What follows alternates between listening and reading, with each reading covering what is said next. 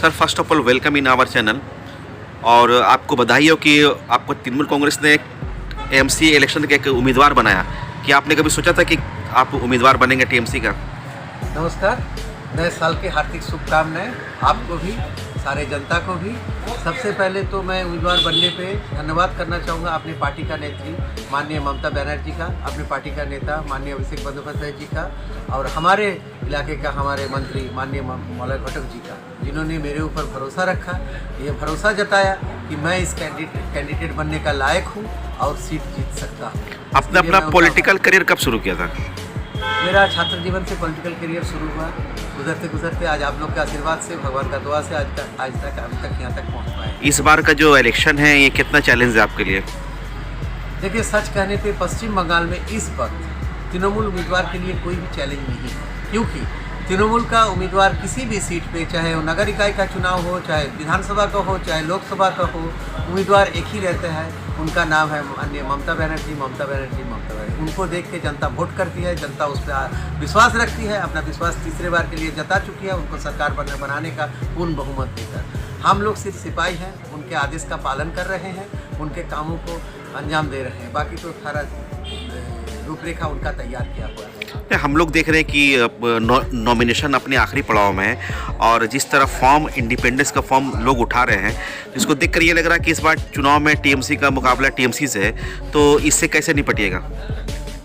ऐसा है, देखिए, टीएमसी का मुकाबला बिल्कुल टीएमसी से नहीं है। टीएमसी के कार्यकर्ता एक तो सुशृंखल हैं, वो अपने अनुशासन के अंदर ही काम करेंगे। वो लोग कभी भी पार्टी विरोधी गतिविधियों में आप नहीं पाएंगे।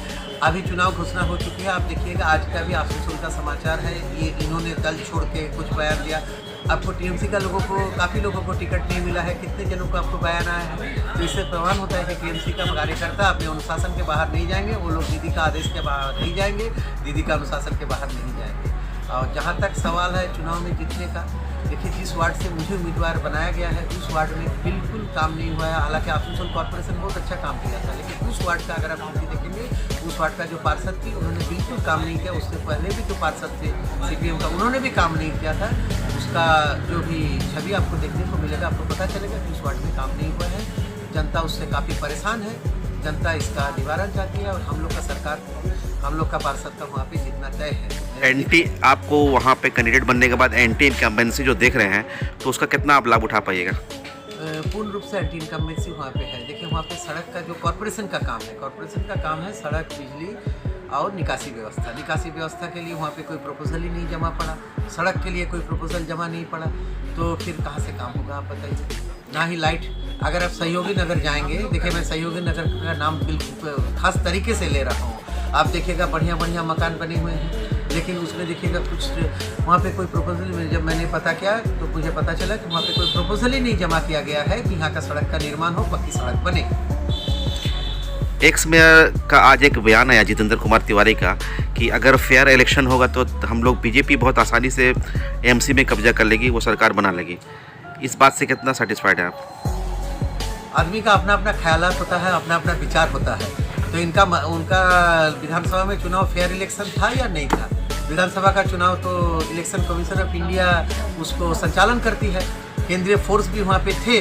तो उस चुनाव में भारतीय जनता पार्टी कैसा परिणाम किया है वो तो सभी लोग देख रहे हैं। तो फिर भी इस चुनाव के बाद भी क्यों ये फ्री एंड फेयर इलेक्शन का शब्द पश्चिम बंगाल में प्रयोग किया जा रहा है? तो क्या वो चुनाव धांधली से भरी हुई थी?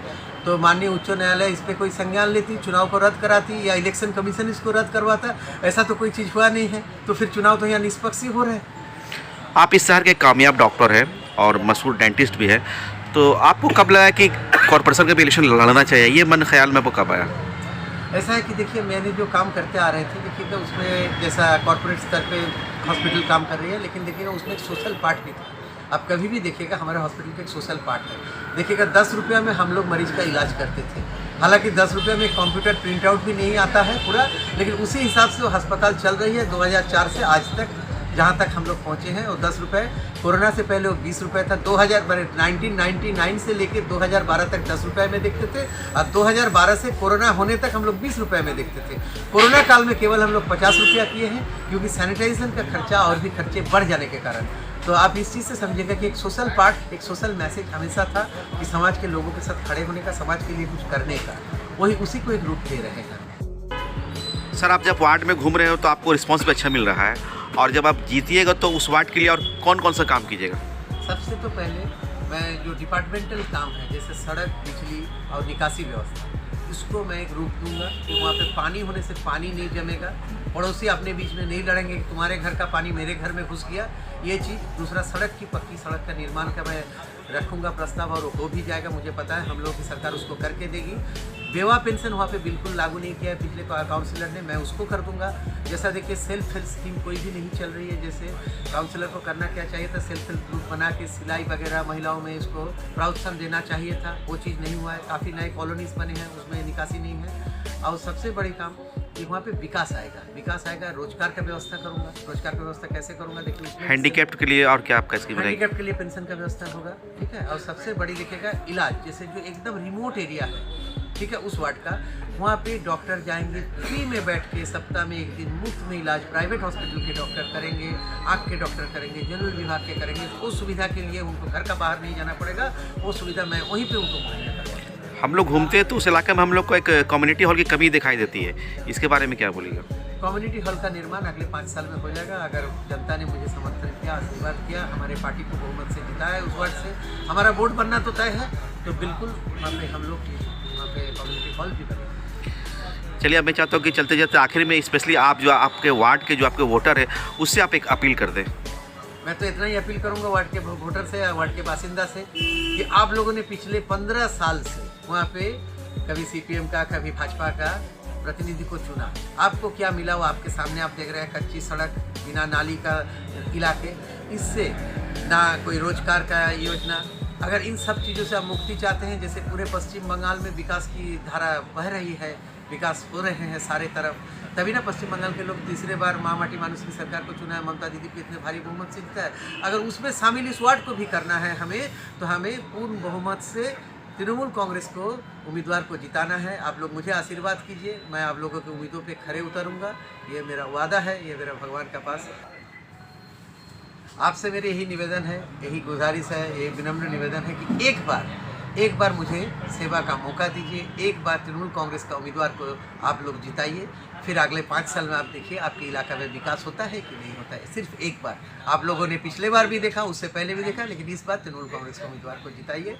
माँ माटी मानुष जिंदाबाद, ममता बनर्जी जिंदाबाद।